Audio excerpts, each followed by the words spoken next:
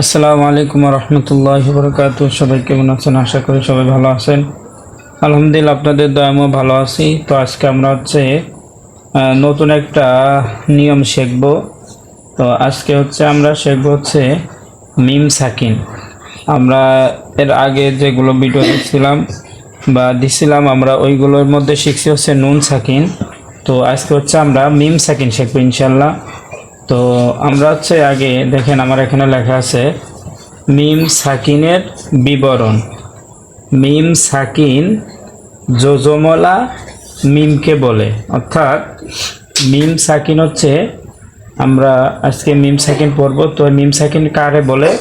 তো মিম সাকিন যোজমলা মিমকে বলে। তো আপনারা দেখেন, আমি এ জায়গা দুইটা মিম লিখছি, একটা মিম, এই যে আরেকটা মিম।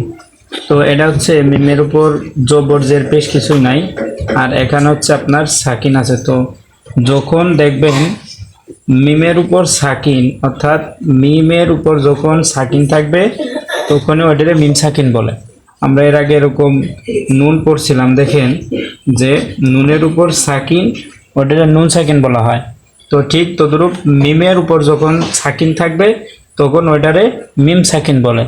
তো আশা করি আপনারা মিম সাকিন বুঝতে পারছেন যে মিমের উপর যখন সাকিন থাকবে ওইটারে মিম সাকিন।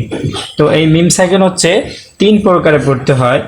এক নম্বর ইকফা, দুই নম্বর ইদগাম, তিন নম্বর ইজহার। তো আপনারা দেখেন, আমি যে আপনাদেরকে যে মিম সাকিন দেখাইলাম সিলেটের মধ্যে, তো এখানে এটা সুন্দর করে দিয়ে আছে। দেখেন এখানে মিম সাকিনের বিবরণ।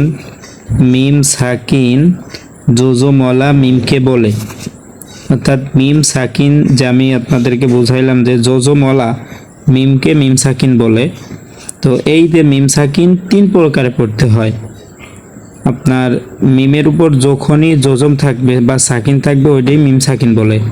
তো এই মিম সাকিন তিন প্রকারে পড়তে হয়। দেখেন লেখা আছে মিম সাকিন তিন প্রকারে পড়তে হয়। এক নম্বর ইকফা, দুই নম্বর ইদগম, তিন নম্বর ইজহার। তো মিম সাকিনের এই যে কায়দা বা নিয়ম যে যাই বলেন, তো এটা আপনার তিন প্রকার পড়তে হবে: ইকফা, ইদগম, ইজহার। তো আজকের মতো আমরা এই পর্যন্তই। আগামীকাল ইনশাআল্লাহ আমরা ইকফা, ইদগম, ইজহার এর হরফ পড়ব এবং কীরকম পড়তে হয় এগুলো মিম সাকিনের এটাও পড়বো ইনশাআল্লাহ। তো সবাই ভালো থাকবেন, দোয়া করবেন। আসসালামু আলাইকুম।